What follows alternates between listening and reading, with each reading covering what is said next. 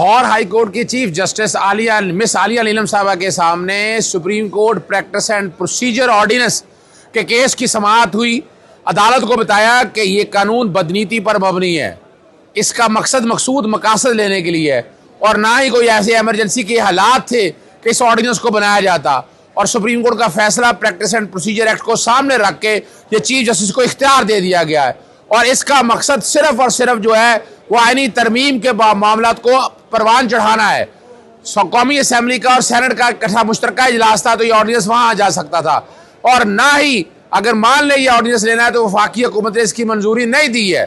Additional attorney general نے کہا کہ یہ معاملہ سپریم کورٹ میں پٹیشن فائل ہو چکی ہے اور یہ چیلنج وہیں ہو سکتا ہے، اور کمیٹی تشکیل دی جا چکی ہے۔ اس پر میں نے بتایا کہ ہم نے آرڈیننس چیلنج کیا ہے، کمیٹی اس کے بعد آتی ہے، اور اگر مان بھی لیا جائے اس آرڈیننس پہ عمل درآمد کرنا ہے تو جس طرح کیسز لگائے جا رہے ہیں کیسز ترتیب سے نہیں لگائے جا رہے، اور خالی پٹیشن دائر ہونے سے یہ نہیں ثابت ہوتا کہ سپریم کورٹ نے میٹر ٹیک اپ کر لیا ہے۔ سپریم کورٹ اگر معاملہ ٹیک اپ کرے گی تو تب کی بات اور ہے، ابھی لاہور ہائی کورٹ کا اختیار ہے، لہٰذا اس آرڈیننس کو کالعدم قرار دے، اس پر عمل درآمد روکا جائے، چونکہ اس قانون کا مقصد صرف پاکستان تحریک انصاف کو ٹارگٹ کرنا ہے۔ عدالت نے دونوں فریقین کے دلائل سن کر فیصلہ ابھی محفوظ کیا ہے، تھوڑی دیر پتہ چل جائے گا کیا ہونا ہے۔ اور ہائی کورٹ کی چیف جسٹس مس عالیہ نیلم صاحبہ کے سامنے supreme court practice and procedure ordinance کے کیس کی سماعت ہوئی۔ عدالت کو بتایا کہ یہ قانون بدنیتی پر مبنی ہے، اس کا مقصود مقاصد لینے کے لیے ہے، اور نہ ہی کوئی ایسے ایمرجنسی کے حالات تھے کہ اس آرڈیننس کو بنایا جاتا۔ اور سپریم کورٹ کا فیصلہ پریکٹس اینڈ پروسیجر ایکٹ کو سامنے رکھ کے یہ چیف جسٹس کو اختیار دے دیا گیا ہے، اور اس کا مقصد صرف اور صرف جو ہے وہ آئینی ترمیم کے معاملات کو پروان چڑھانا ہے۔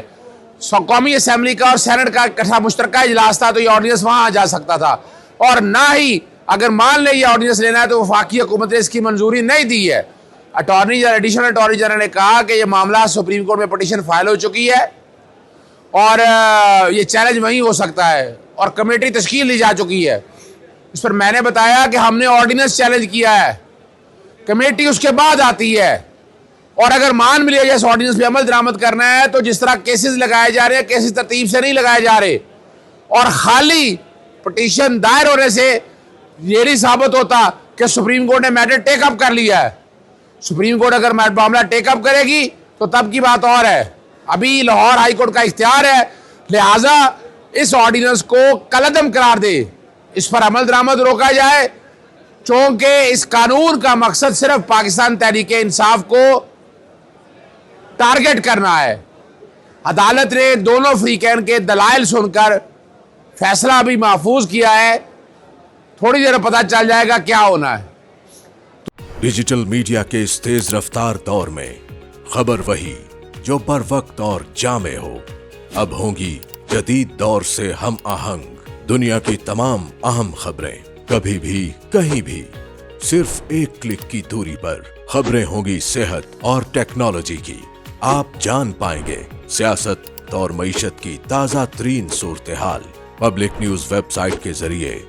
سب سے الگ، سب سے بڑی ٹیم کے ساتھ ہر خبر آپ تک بر وقت۔ www.publicnews.com